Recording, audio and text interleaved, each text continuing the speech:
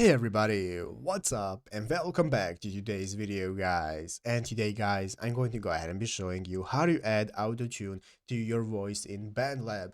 This is a very simple thing to do guys, so make sure to watch this quick and easy video to the very end and follow my steps correctly so you can make sure that this works the same for you and that you can do this yourself. But yeah guys, let's get straight into it. So guys, the first thing you want to do is go ahead and open up the official Bandlab application if you haven't already. So here it is on my mobile phone. I'm going to go ahead and open it up, and after opening it up and logging into your account, you'll be greeted by this home page right here, which is the main page of Bandlab, where you can see all the trending videos, we can see the posts by other users and so on.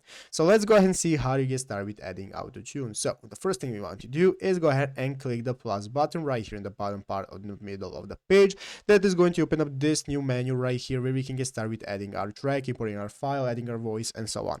So I'm going to go ahead and open up my project right here by clicking the studio next to my project name, and now we can get started with managing our track. So as you can see, here is a track that we can get started with managing options, and as you can see, here is the plus FX options right here next to the name of the track. So you want to go ahead and click those plus FX options, and now as you can see, after clicking FX, this is now going to open up this new menu with all the FX options, and at the bottom of the screen is the auto page option. So you want to go ahead and click on auto page, and this is now how we can get started with adding Autotune. So here you can go ahead and mess with the options. We have the big harmony, we have the duet, robot and so on, modern rap, whatever you want to use, and then you can go ahead and manage it however you want it to look and however you want it to set, and this is how you can add voices and add it to your voice.